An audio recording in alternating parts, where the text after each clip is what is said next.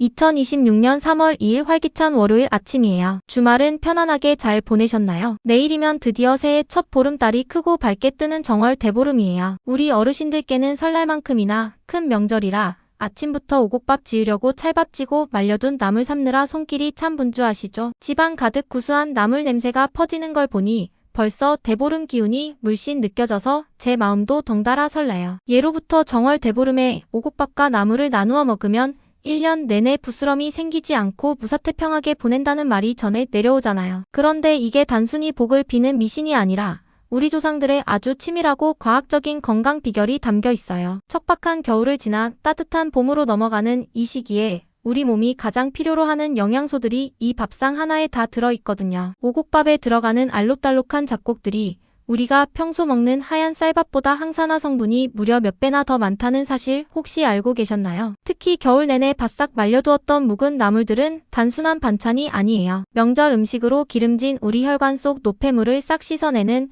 천연 청소부 역할을 톡톡히 해냈거든요. 오늘 이 나물들을 정성껏 무치는 과정 자체가 가족의 건강을 챙기는 보약을 다리는 것과 같아요. 오늘 영상을 끝까지 보시면 왜 대보름 음식을 장수보약이라 부르는지 그 이유를 확실히 아실 수 있어요. 평소 소화가 잘 안 되어 잡곡밥을 꺼리셨던 어르신들도 속 편안하고 맛있게 드실 수 있는 비결을 전부 알려드릴게요. 올 한 해 우리 어르신들의 뼈 건강과 혈관 건강을 책임질 알짜 정보들만 꽉꽉 눌러 담았으니 끝까지 집중해서 봐주세요. 옛날에는 지금처럼 비닐하우스가 없었기에 겨울철에 신선한 초록 채소를 구하기가 하늘의 별따기였죠. 그래서 우리 조상들은 가을에 미리 시래기나 호박꼬지를 말려두었다가 면역력이 뚝 떨어지기 쉬운 3월 초입에 이를 꺼내 먹으며 부족한 영양을 보충했어요. 환절기에 기운이 부족할 때 오곡밥과 나물로 몸의 기운을 다시 세우는 건 현대의학으로 봐도 정말 현명한 식사법이에요. 농촌진흥청 연구 자료를 보면 붉은색을 띠는 수수와 파테는 폴리페놀과 안토시아닌 성분이 아주 풍부해요. 이 성분들은 몸속의 나쁜 활성산소를 없애주는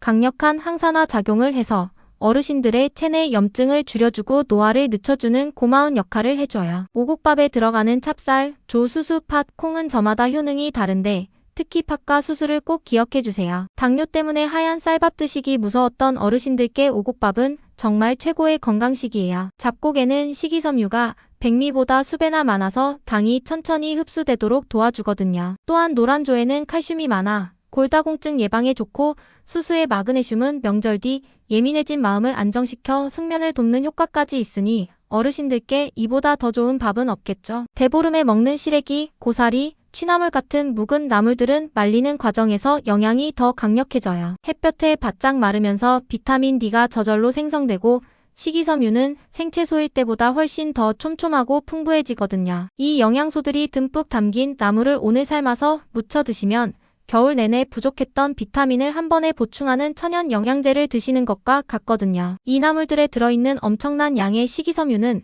장 건강은 물론이고 우리 혈관 속에 낀 나쁜 콜레스테롤을 꽉 잡아서 몸 밖으로 끌고 나가는 빗자루 역할을 해요. 지난 설날에 전이나 갈비찜 드시느라 피가 조금 탁해졌을까 걱정되셨다면 오늘 준비하시는 대보름 나물을 꼭 챙겨 드셔야 혈관이 다시 깨끗하고 탄력 있게 살아날 수 있어요. 내일 아침이면 내 더위 사가라 외치며 불엄도 깨고 귀발기술도 한 잔씩 하실 텐데요. 불엄으로 먹는 땅콩과 호두에는 불포화 지방산인 오메가3가 가득해요. 최근 뇌 건강 연구 자료를 보면 이런 견과류를 꾸준히 드시는 것만으로도 뇌세포가 활발하게 소통해서 인지기능 저하를 늦추고 치매를 예방하는 데 큰 도움이 된다는 결과가 뚜렷하게 나와 있어요. 이른 아침 데우지 않고 차갑게 마시는 귀발기술에도 깊은 뜻이 담겨 있어요. 찬수를 한 잔 마시면 순간적으로 혈액순환이 빨라지는데 이는 겨울 내내 움츠러들었던 어르신들의 신진대사를 깨우고 감각을 예민하게 하려는 조상들의 의학적 배려가 담긴 풍습이에요. 단순히 술을 즐기는 게 아니라 몸의 기능을 깨우는 건강의식이었던 셈이죠. 하지만 잡곡은 쌀보다 단단해서 소화력이 약한 어르신들께는 조금 부담이 될 수 있어요. 그래서 조리법이 정말 중요해요. 잡곡을 최소 12시간 이상 충분히 불려주시고 밥을 지을 때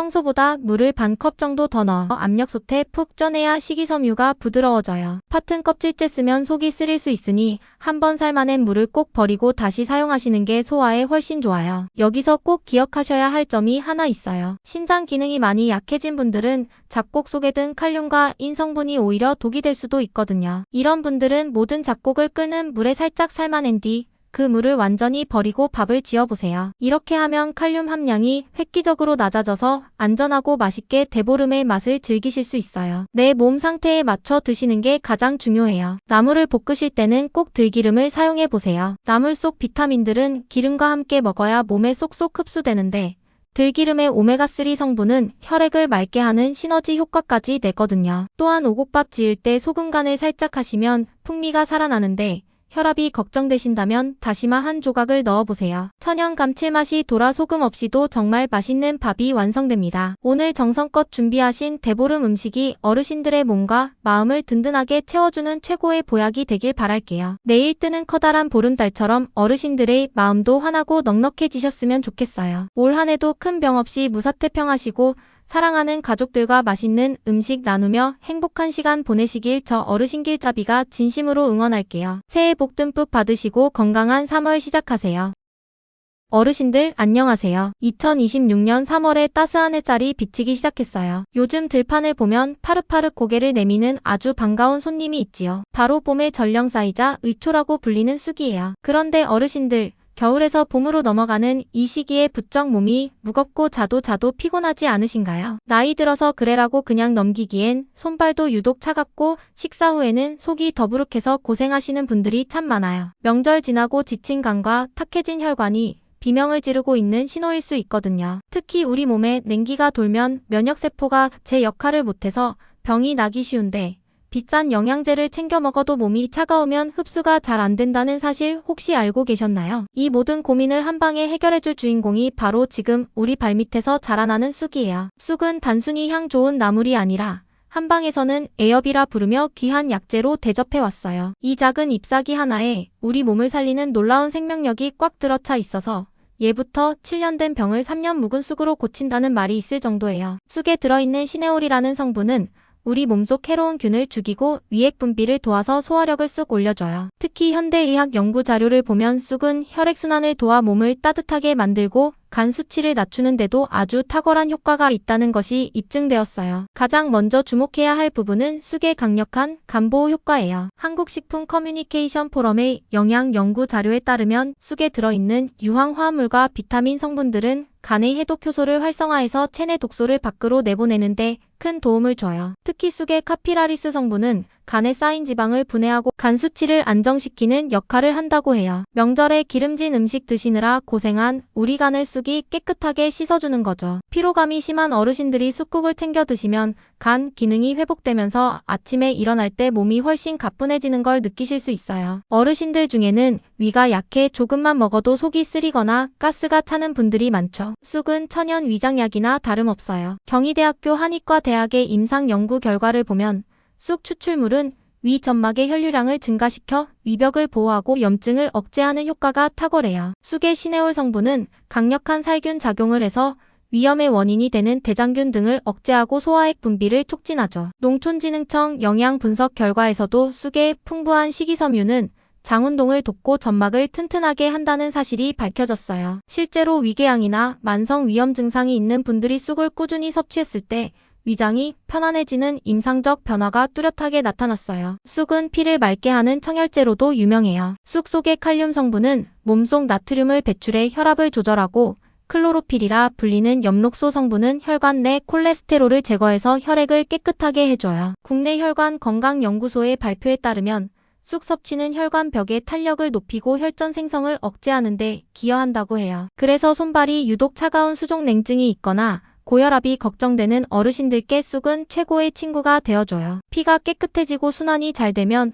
뇌졸중이나 심장질환 예방은 물론 노화 방지도 자연스럽게 따라오는 선물이지요. 쑥의 따뜻한 성질은 여성 어르신들께 특히 더 좋아요. 자궁을 따뜻하게 해서 하복부의 냉증을 제거하고 생리불순이나 각종 부인과 질환을 다스리는 데 오랫동안 쓰여왔죠. 한방 부인과 연구 논문들을 살펴보면 쑥의 온열 효과가 골반각 내의 혈류를 개선해 염증 수치를 낮추고 통증을 완화한다는 사실을 확인할 수 있어요. 몸이 찬 여성분들이 쑥을 가까이 하면 전신 건강의 기초를 다지는데 이보다 더 좋은 방법이 없어요. 하지만 이렇게 좋은 쑥도 주의할 점이 있어요. 쑥은 주변의 오염 물질을 흡수하는 성질이 아주 강해요. 그래서 자동차가 많이 다니는 길가나 공장 주변, 오염된 개천 근처에서 캔 쑥은 중금속 덩어리일 수 있으니 절대 드시면 안 돼요. 반드시 공기 맑은 산이나 깨끗한 들판에서 캔 것, 혹은 마트에서 파는 안전한 쑥을 고르셔야 해요. 또한 쑥은 성질이 따뜻해서 몸에 열이 너무 많은 분이 과하게 드시면